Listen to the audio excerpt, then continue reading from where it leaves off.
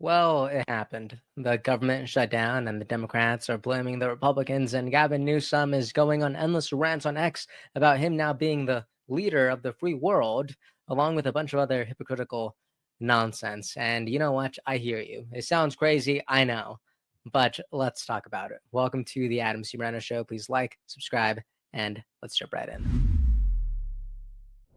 So here is where we're at. Last night, the Senate failed to resolve a dispute over spending, leading to the shutdown. And here is Mike Johnson talking about what this all means. What they've decided to do tonight with their vote is to close the government. And what that means, everybody needs to understand, real pain for real Americans. What does that mean? It means women, infants, and children do not get their nutrition programs. That is not funded anymore. Veterans don't get their health care services, suicide prevention, and other very important things that are very timely. You have low-income persons who are Medicaid, Medicare recipients who are receiving care at home. Those programs are now lapsed. They will not be funded. Yeah, you're got making a troops point about not what paid, happens if the TSA government agents shuts That's down. right, and they just decided to do it. So the only question tonight is, how long will Chuck Schumer keep the government closed? It's a dangerous gambit. It's something that he himself said his entire political career would be dangerous and disastrous. Roll the tape. You know, I love how he started this. He said, this is real pain for real Americans. The last shutdown was at the end of 2018, and that lasted for 34 days, the longest in history. And today, it unfortunately looks like we might be headed down that road if no resolution is made. And now Republicans are in charge of the House, Senate, and presidency. So naturally, Democrats like Kamala Harris and Gavin Newsom are taking advantage of that fact. Kamala Harris recently posted this late last night. She said President Trump and congressional Republicans just shut down the government because they refused to stop your healthcare costs from rising. Let me be clear. Republicans are in charge of the White House, House, and Senate. This is their shutdown, while Gavin Newsom sings a very similar tune with a screenshot of Grok asking which party currently has control of the US government. And Grok responds, saying the Republican Party, of course. And Gavin captioned this saying, it's sad to see Grok is smarter than the White House. But here are the facts. While it's easy to point the finger and say Republicans are in charge of the shutdown, it's never that simple, because in order to pass something major through the Senate, you don't just need a simple majority. You need 60 votes, people. And with the current split, that means that both parties actually do carry responsibility to negotiate on behalf of the American people. But instead of being honest about that, we've got finger pointing, meme wars, and straight gaslighting. And Newsom did take this to a whole other level today. He posted this in an all caps rant, trying to, mimic Trump's communication style, but failing miserably. He writes, good news, patriots. With Washington shut down, I, Gavin C. Newsom, am now the leader of the free world. My platform is very simple. Healthcare for all Americans, no measles, free school meals, wow, pudding for everyone, free childcare, the moms that love me, more babies, good paying jobs, and no more evil tariffs. Eggs will be free. Hair gel subsidies will be available, but only for handsome Democrats. And we will also legalize cannabis. Crime will stay low and everyone will be high on patriotism.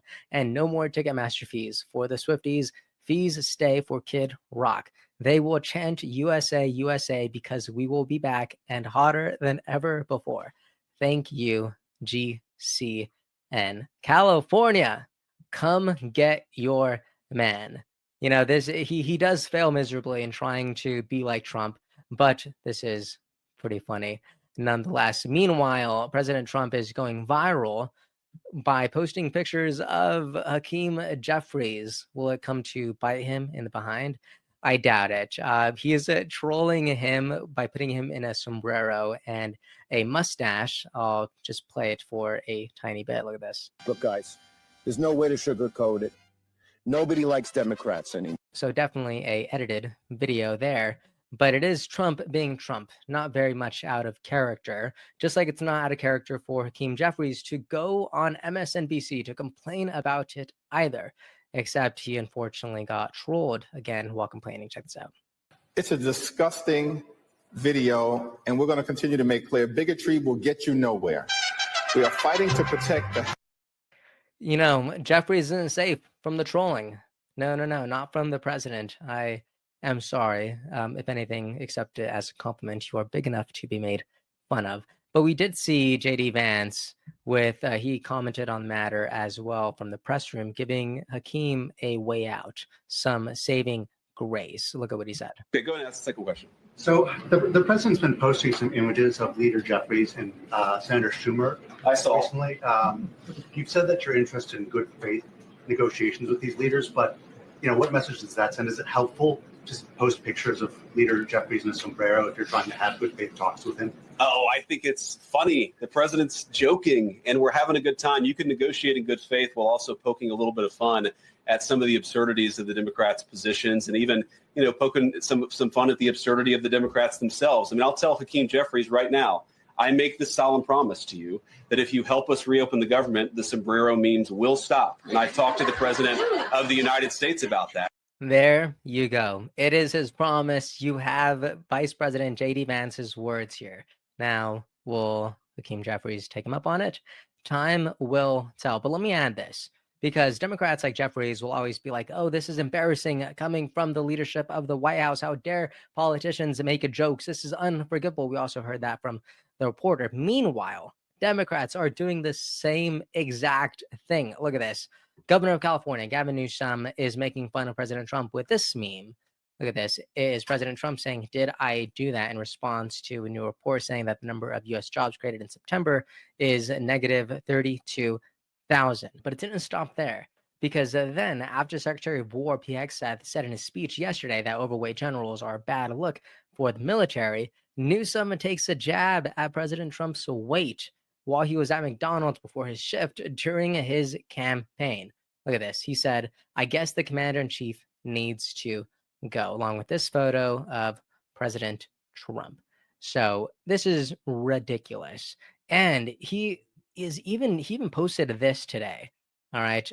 This is Vice President JD Vance with a weird filter slapped on him to make him turn into some sort of weird, strange minion. If you're flying today, I hope, of course, you arrive safely and on time, but you may not arrive on time because the TSA and the air traffic controllers are not getting paid today. Our military is not getting paid today. So all this to say that I don't want to hear anymore about how Democrats just don't stoop low or how they're above the jokes, because just no one believes that. When President Trump makes a joke, it's a national crisis. A bunch of people are asking about it in the press briefing room. Yet, whenever Democrats make a joke, it's considered performance art and it's fighting fire with fire. Like, how the heck does that make sense? Give me a break. Either all jokes are okay and everyone gets to play, or they're not. But you know what? Let me give you some good news, because I think everyone could use it right now. Why not end the video smiling? Walmart just announced they're eliminating all artificial food dyes from the store brand products by 2027. One article says that the retailer said the change would affect around 1,000 products, including salty snacks, baked goods, power drinks, salad dressing, and frosting. Customers can expect to see some of the reformulated products on shelves in the coming months. Walmart told the Associated Press that the changes primarily affect Great Value, the company's largest private label food brand. My goodness, no more Halloween-themed mac and cheese, no more glow-in-the-dark potato chips.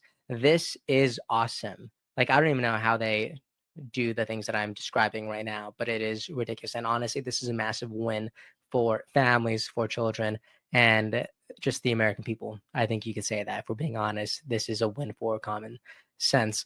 But this is what I'm thinking. All right, so let me know what you think about all this in the comment section, from Gavin Newsom to President Trump and JD Vance, all the way to Walmart and even Hakeem Jeffries. All right, I'll throw him in there. All right, thank you so much for tuning in, and I will see you all next time. Have a good rest of your day. Episode's over already?